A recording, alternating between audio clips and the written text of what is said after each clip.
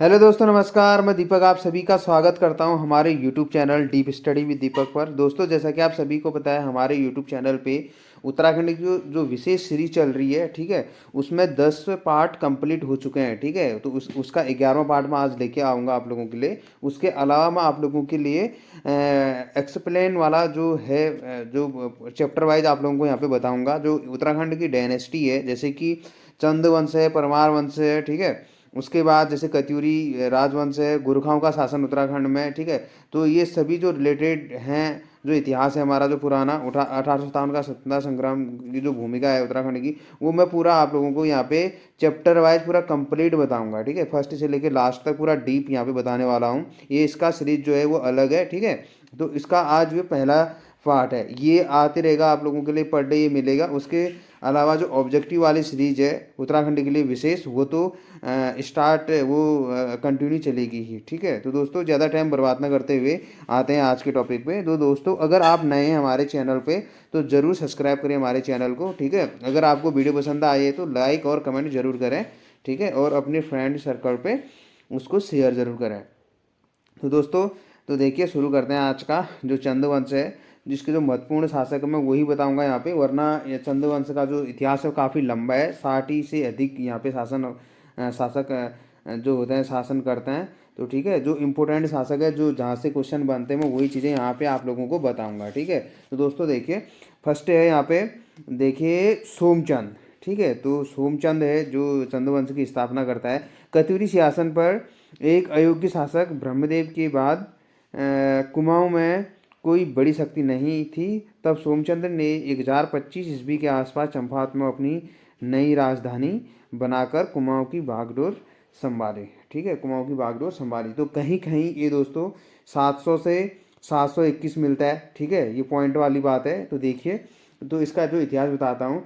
तो कहा जाता है कि ये जो ये चंद्रवंश का प्रथम शासक था ना, तो इसको कहा जाता है कि झूसी इलाहाबाद से आया हुआ है। ठीक है, यहाँ पे ज़्यादा ज़्यादा डीप नहीं जाएंगे, जितना मैंने यहाँ पे सटीक तरीके से यहाँ पे मैंने बना रखा है, वो उसी तरीके से यहाँ पे पढ़ेंगे। ठीक है, कहीं कहीं मैं ज़्यादा आप लोगों को फैक्ट तो बताऊंगा ही, खैर इतना ज़्यादा डीप भी नहीं जाना है कि आपको ज़्यादा बोरिंग भी लगे। ठीक है, तो यहाँ पे फैक्ट के हिसाब से हम यहाँ पे पढ़ेंगे। ठीक है, जो फैक्चुअल है वही चीज़ें हम यहाँ पे पढ़ेंगे। ठीक है, तो यहाँ पे जो मैंने टू द पॉइंट बना रखा है ना, इंपॉर्टेंट पॉइंट, तो वही चीज़ें हम यहाँ पे पढ़ेंगे। देखिए सोमचंद के बारे में। ठीक है, तो यहाँ पे देखिए, प्रसिद्ध इतिहासकार एटकिंसन और बद्रीनाथ पांडे सोमचंद को चंद्रवंश का संस्थापक मानते हैं।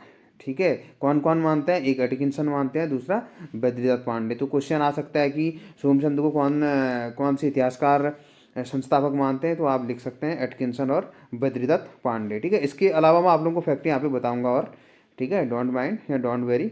ठीक है, तो देखिए, जो है इसने चंपावत में राजभुंगा किला बनवाया था। Very very most important fact है यहाँ पे।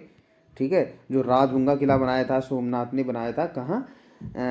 चंपावत में। ठीक है, अब यहाँ पे देखिए, सोमचंद के आगमन के समय ही ब्रह्मदेव ने टनकपुर नेपाल के मध्य ब्रह्मदेव मंडी की स्थापना की थी। ठीक है, नेपाल के मध्य, टनकपुर और नेपाल के मध्य किसकी स्थापना की थी? ब्रह्मदेव मंडी की स्थापना किसने की थी? अपने नाम पे। ठीक है, ब्रह्मदेव ने। ठीक है, तो कहा जाता है दोस्तों कि सोमचंद्र ने अपने जो शासनकाल में जो 4 किलेदार भी नियुक्त किए थे, जैसे कार्की। ठीक है, यहाँ पे मैं लिखता हूँ कार्की, आप नोट कर सकते हैं। कार्की, बोरा, ठीक है, और तड़ांगी। इसका जो तड़ांगी, तो इसका वो भी था, क्या था, सेनापति था। ठीक है, कार्की, बोरा, तड़ांगी, और जो चौथा था वो था चौधरी। ठीक है, सोमचंद्र ने इन चारों को नियुक्त किया था अपना किलेदार। ठीक है, तो दोस्तों देखिए, इसके अलावा यहाँ पे जैसे जो फैक्ट मिलते हैं, इसको कुमाऊं का प्रथम शासक तो कहेंगे ही, यहाँ पे संस्थापक है। ठीक है, इसको आदि पुरुष या मूल पुरुष भी कहा जाता है। आदि पुरुष भी और मूल पुरुष भी इससे कहा जाता है। ठीक है, तो इसने सोमनाथ मंदिर का निर्माण भी कराया था। ठीक है, सोमचंद ने सात ये आप लोगों को मैं वहाँ पे ईस्वी नहीं बताऊंगा, डेट नहीं बताऊंगा दोस्तों, काफ़ी मिस्टेक आप लोगों को ऐसा लगेगा फिर। ठीक है, तो अलग अलग किताबों के हिसाब से यहाँ पे अलग अलग है ना, तो जो किताबें आपने पढ़ी होंगी, अब परीक्षावाणी कुछ अलग कहता है, तो कोई और राइटर कुछ अलग कहते हैं। तो इसमें जो डेट वाइज है, जो सन का है, तो मैं वो चीज़ें यहाँ पे जो फैक्ट हैं वो सिर्फ वही चीज़ें बताऊंगा। ठीक है, जिसमें कन्फ्यूजन है वो चीज़ें यहाँ पे नहीं बताऊंगा। देखिए दूसरा शासक, तो ये है इंद्रचंद। ठीक है। तो दोस्तों सोमचंद के बाद तो वैसे आता है तुम्हारा आत्मचंद आता है, ठीक है। सोमचंद्र का जो पुत्र होता है वो आत्मचंद आता है। तो उस हिसाब से हम यहाँ पे नहीं पढ़ेंगे, ठीक है। हम यहाँ पे जैसे मैंने जो इम्पोर्टेंट है जो फैक्ट हैं वो वही चीज़ें यहाँ पे मैंने जैसा कि आप लोगों को बताया कि मैं यहाँ पे फैक्चुअल बताऊंगा, ठीक है।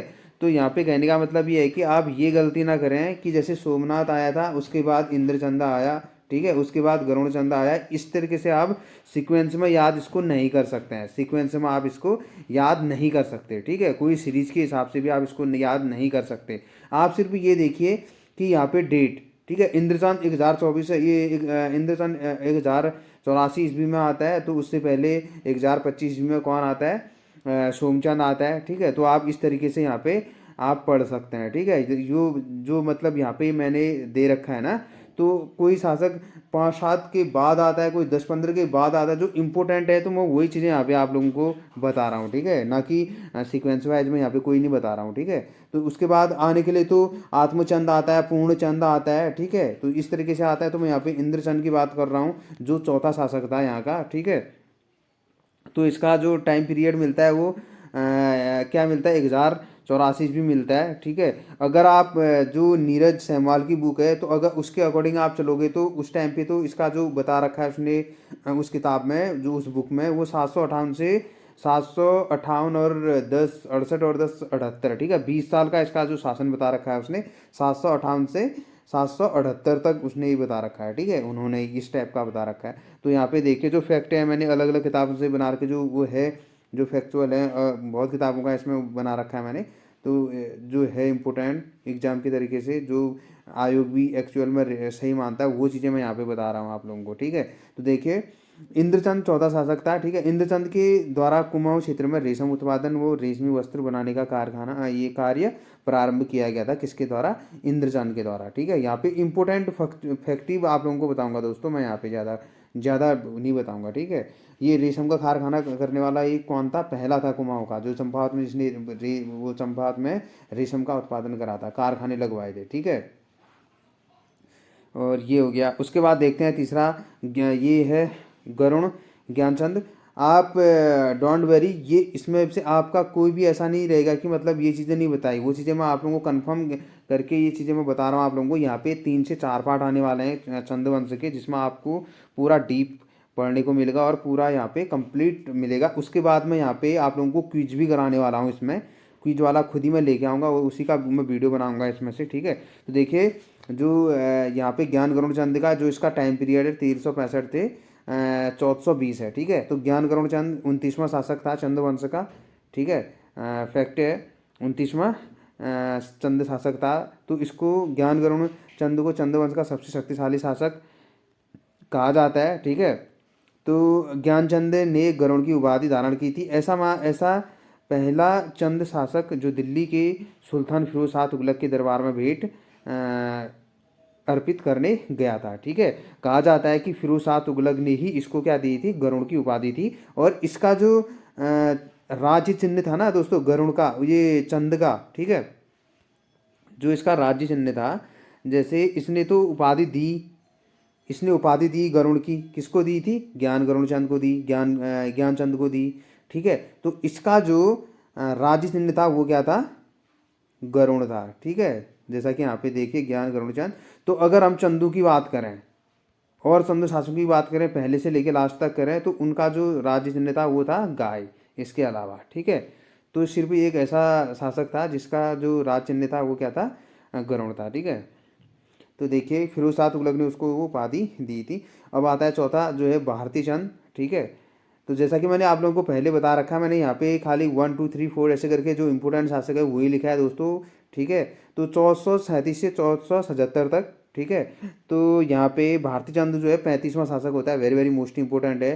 चंद्रवंश का पहला शक्तिशाली शासक जिसने नेपाल के राजाओं की अधीनता स्वीकार करने के स्थान पर कुशल सेना बनाकर युद्ध किया था। ये पहला प्रथम ऐसा स्वतंत्र टाइप से माना जा सकता है इसको, ठीक है। ये इस टाइप का शासक था। तो नेपाल को उस समय डोटी कहा जाता था और डोटी में उस समय मल्ल राजा जयमल का शासन था। उस टाइम की बात कर रहा है, भारती चंद का जब शासन था ना उस टाइम पे नेपाल पे उस नेपाल को तो डोटी कहा जाता था, ठीक है। उस टाइम पे जो ये उस समय डोटी में किस का शासन था, उस समय राजा जयमल का शासन था, ठीक है। उस समय जैसे पिथौरागढ़ से लगे हुए सटे जैसे नेपाल है अलग देश, उसको डोटी कहते थे, और यहीं पे एक सिरा कहते थे जिसको डिडियाट के नाम से जाना जाता है वर्तमान में, ठीक है। तो यहाँ पे भारती चंद ने 12 वर्षों तक डोटी शासकों से युद्ध लड़ा, अंत में डोटी राजाओं को परास्त किया था। और ये पहला ऐसा शासक था, ये किसकी बात कर रहे हैं, भारती चंद की बात कर रहे हैं ना, तो वेरी वेरी मोस्ट इम्पोर्टेंट है, ठीक है, वेरी वेरी मोस्ट इम्पोर्टेंट शासक है ये। देखते हैं नेक्स्ट क्वेश्चन इसमें, जो नेक्स्ट जो शासक है, ठीक है। तो दोस्तों देखिए यहाँ पे जो पांचवा शासक है, यहाँ पे आप लोगों को गलती ना करें जो मैंने आप लोगों को बता रखा है अभी। तो यहाँ पे 1565 से 97 तक, ठीक है।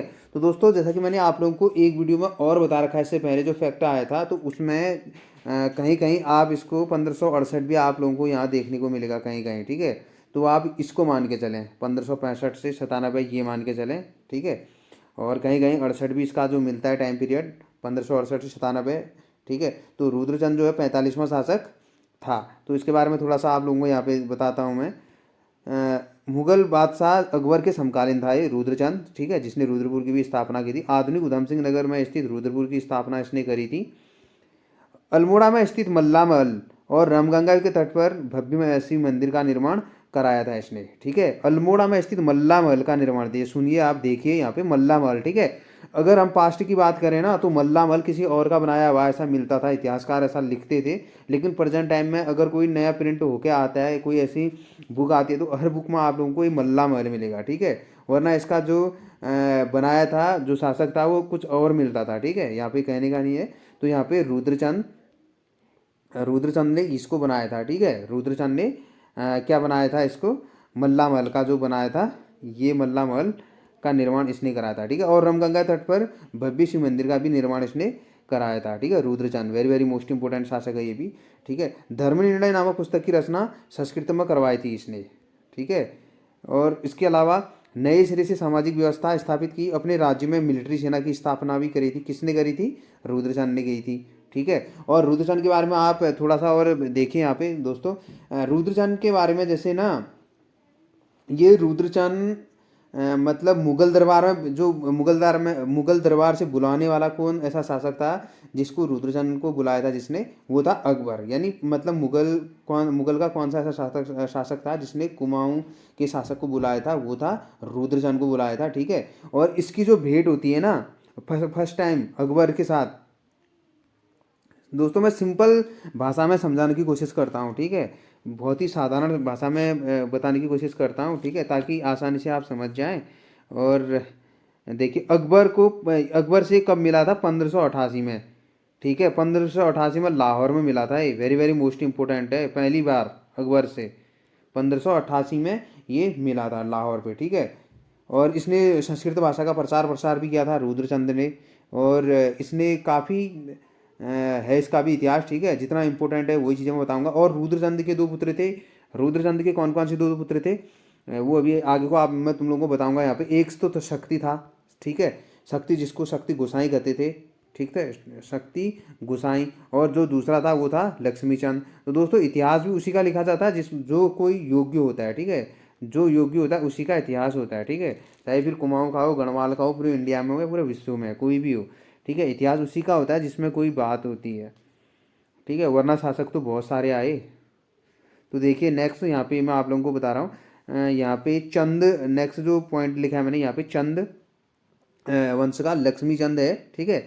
तो इसका जो टाइम पीरियड है 1597 से 1597 से ही मिलेगा तुम्हारा 1616 तक, ठीक है। कहीं कहीं अगर इसका डेट अगर आप वो करोगे तो ये तो है ही है, लेकिन इसका जो मानते हैं 1621 भी ऐसा मिलता है कहीं कहीं, ठीक है। थोड़ा कन्फ्यूजन है, उत्तराखंड का जो इतिहास है काफ़ी कॉम्प्लिकेटेड है, ठीक है। आप अलग अलग बुक भी आप अध्ययन करोगे तो हर कहीं अलग अलग आप लोगों को मिलेगा, एकदम करेक्ट बहुत कम जगह ऐसा मिलता है आप लोगों को, ठीक है।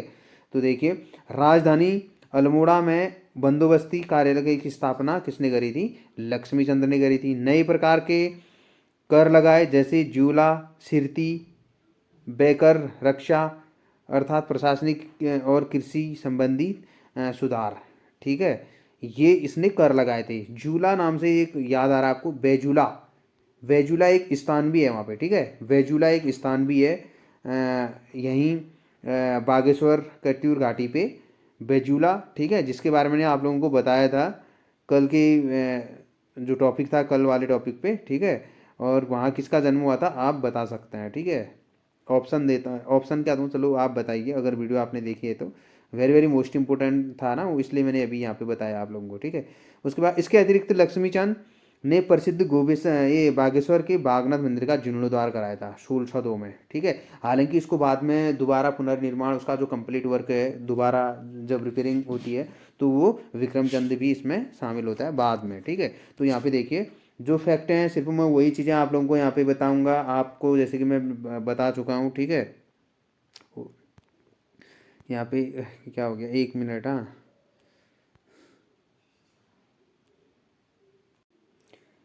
लक्ष्मीचंद, जो ये लक्ष्मीचंद है ना, ये बागेश्वर के बागनाथ मंदिर का तो बनाता ही है, ये 2 कचहरियों का निर्माण भी करता है। 2 कचहरी, 2 कचहरी, कचहरी, ठीक है, 2 कचहरी का भी ये निर्माण करवाता है, जिसको मैंने कि पहले वीडियो में भी आप लोगों को बता रखा है। मैं यहाँ पे भी और आप लोगों को देता हूँ, याद है तो, और यहाँ आप लोगों का रिविजन भी हो जाएगा, ठीक है। तो न्योली, न्योली और विस्टावली, विस्टावली, ठीक है, न्योली और विस्टावली 2 कचहरियों का इसके निर्माण कराया था इसने, ठीक है। वेरी वेरी मोस्ट इंपोर्टेंट है। और कहा जाता है कि लक्ष्मीचंद के 22 पुत्र थे। ये खैर इंपॉर्टेंट नहीं है आप लोगों के लिए, ऐसे ही मैं इतिहास बताने के लिए, थोड़ा इंटरेस्टिंग करने के लिए आप लोगों को थोड़ा सा ऐसे बता रहा हूँ, ठीक है।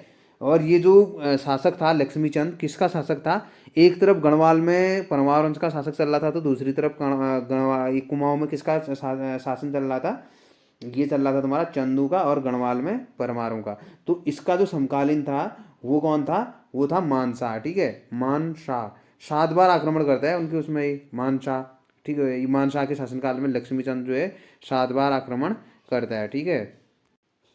7 बार आक्रमण करने के बावजूद भी ये कभी जीत नहीं पाता है, असफल ही रहता है, ठीक है। ये इसका जो है काल।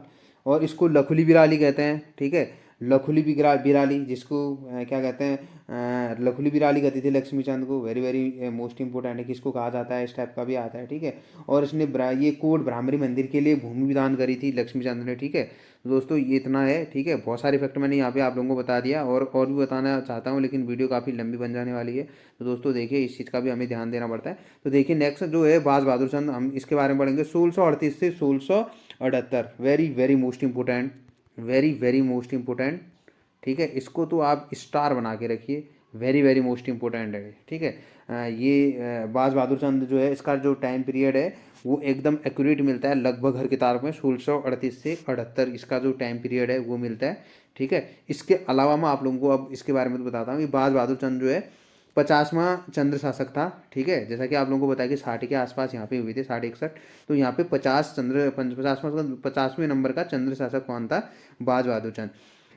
यह मुगल शासक जहांगीर के समकालीन था, ठीक है, जहांगीर, ओ सॉरी जहांगीर कह रहा हूँ, शाहजहाँ।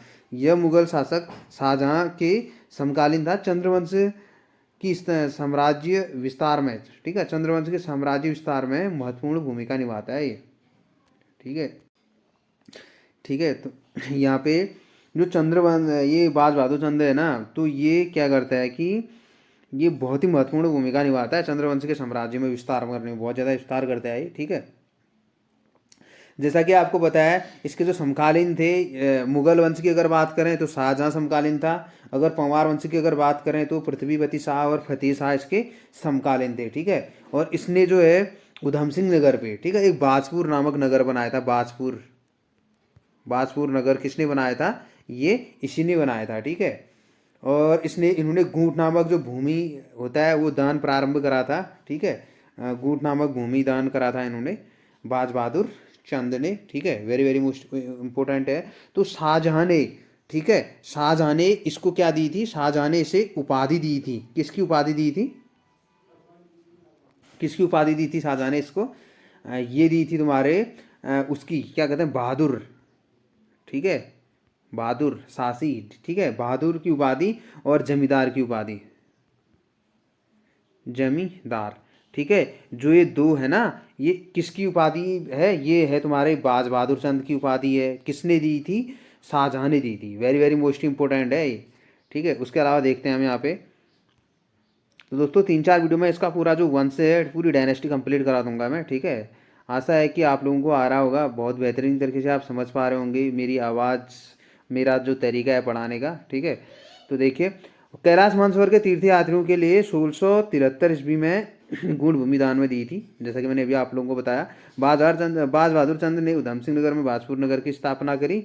और इसके अलावा, ठीक है, इसके अलावा पिथौरागढ़ में एक हथिया देवल मंदिर बनवाया था।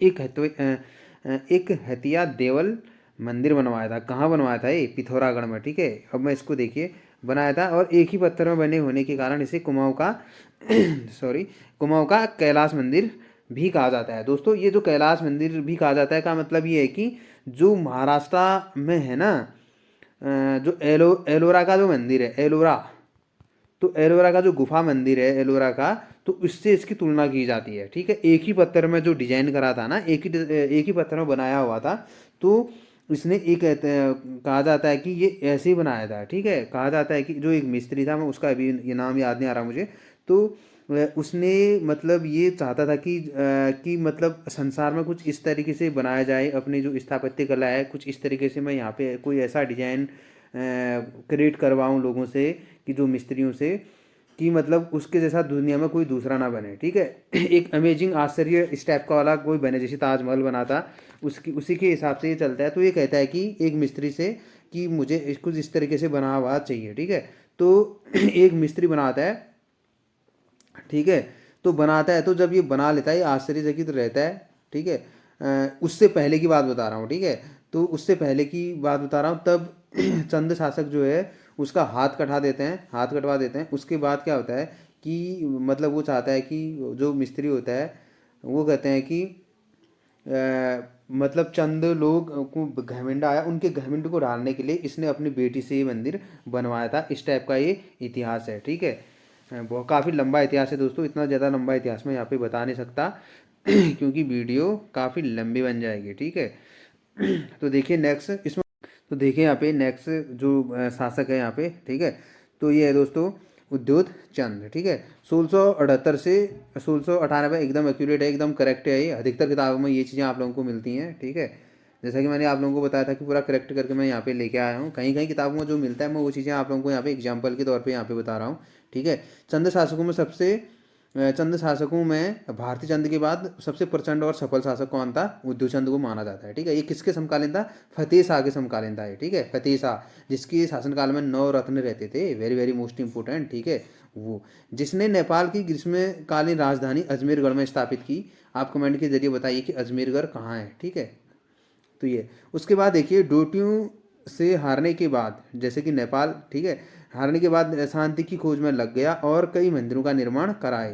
त्रिपुरी सुंदरी, very very most important, Parvati मंदिर, वेरी वेरी मोस्ट इंपोर्टेंट, और उद्देश्य चांदेश्वर मंदिर, ठीक है। ये महादेव का है, जैसे कि वेरी वेरी मोस्ट इंपोर्टेंट है ये चीज़ें। जो ये है त्रिपुरा सुंदरी मंदिर हो गया, पार्वतीश्वर मंदिर हो गया, और उद्योग चंदेश्वरी मंदिर, ठीक है। काफ़ी महत्वपूर्ण है दोस्तों, वेरी वेरी मोस्ट इंपोर्टेंट है, ठीक है। वैसे इसके बारे में तो बहुत कुछ मिलता है वैसे ये भी, ठीक है। और इसको, इसके अलावा जैसे चंद, ये उद्योग चंद है, इसने क्या करा था? तल्ला महल, ठीक है, तल्ला,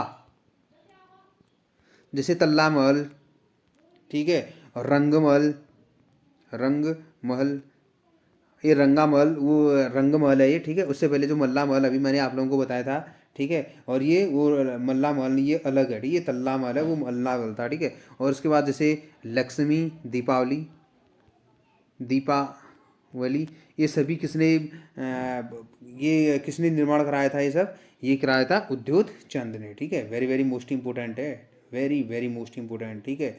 और देखते हैं नेक्स्ट टॉपिक दोस्तों, वीडियो भी काफ़ी लंबी बनने वाली है, ठीक है। देखते हैं नेक्स्ट टॉपिक।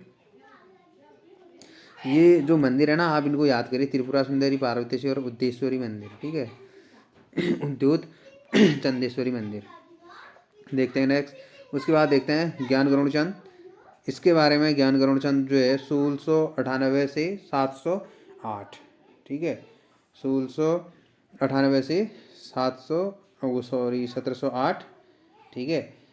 ये है ज्ञान चंद, ठीक है। एक ज्ञान गरुड़ चंद था, एक ज्ञान चंद है दोस्तों, ठीक है। ज्ञान चंद ने डोटी अभियान 1704 में पिता की करारी हार का बदला लिया था, ठीक है। 1704 में गढ़वाल में आक्रमण करके नंदा देवी स्वर्ण प्रतिमा ले जाकर, ठीक है, गढ़वाल में आक्रमण करके नंदा देवी स्वर्ण प्रतिमा ले जाकर राजधानी अल्मोड़ा में स्थित मंदिर पर स्थापित किया, ठीक है।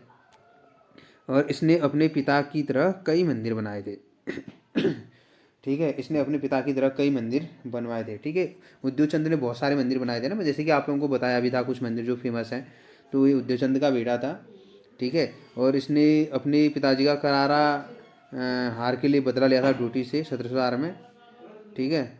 और उसके बाद गढ़वाल में ये गढ़वाल में आक्रमण करके जो नंदा देवी स्वर्ण जो प्रतिमा थी वो ये अल्मोड़ा लेके आया, अपनी जो राजधानी थी, और यहाँ स्थापित किया, ठीक है। और इसके अलावा इसने कई मंदिर भी बनाए थे अपने पिता की तरह।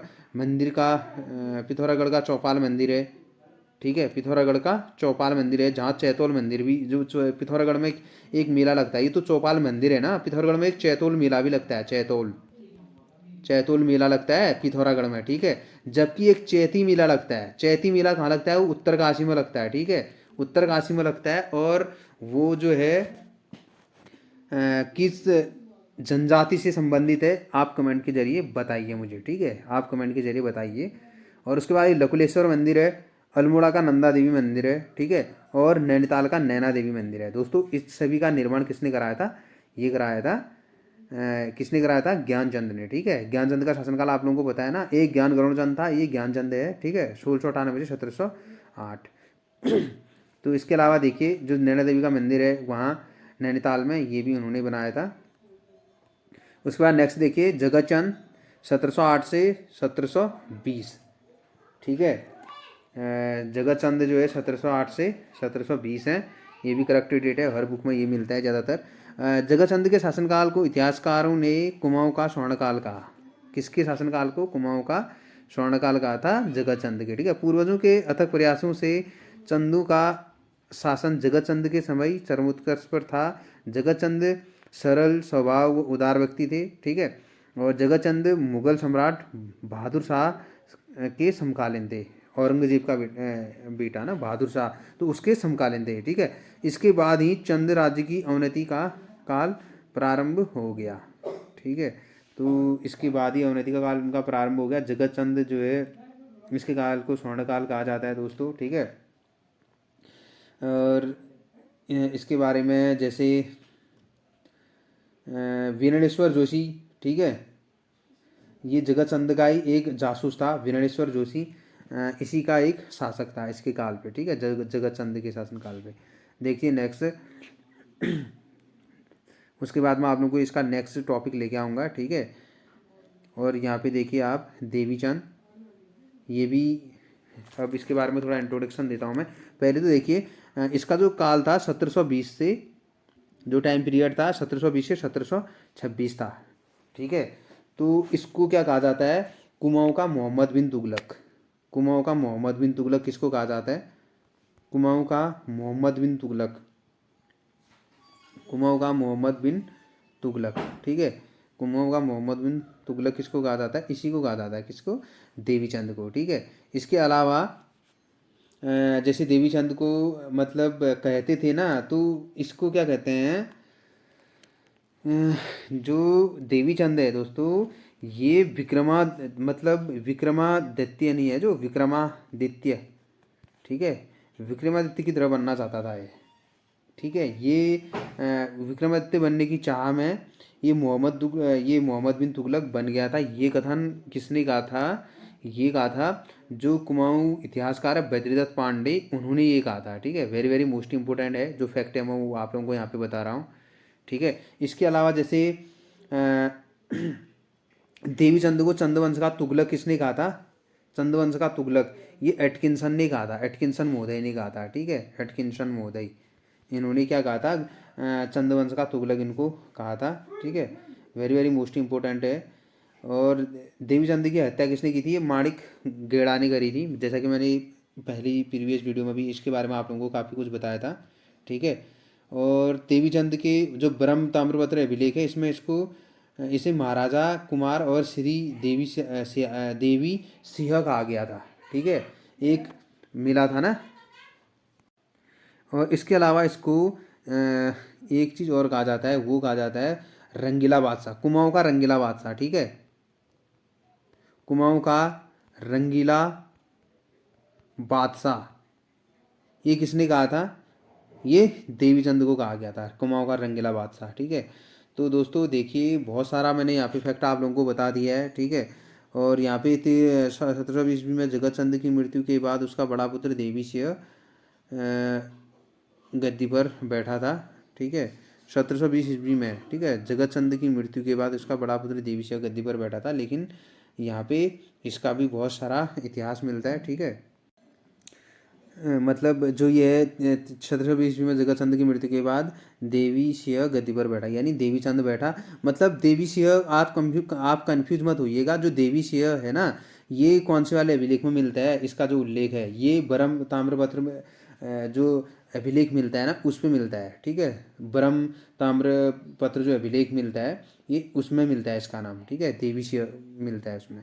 तो देवी चंद का नाम है ये, ठीक है। तो दोस्तों देखिए, वेरी वेरी मोस्ट इम्पोर्टेंट है ये। इसके बाद जो नेक्स्ट आएगा आप लोगों के लिए, वो कल आएगा, ठीक है। इसका जो वीडियो है वो कल आएगा। और आप अगर हमारे चैनल पे नए हैं तो हमारे चैनल को ज़रूर सब्सक्राइब करें, ठीक है। और अगर हमारी वीडियो पसंद करते हैं तो लाइक शेयर और कमेंट जरूर करें दोस्तों, ठीक है। बहुत बहुत धन्यवाद आप लोगों का। Thanks for watching.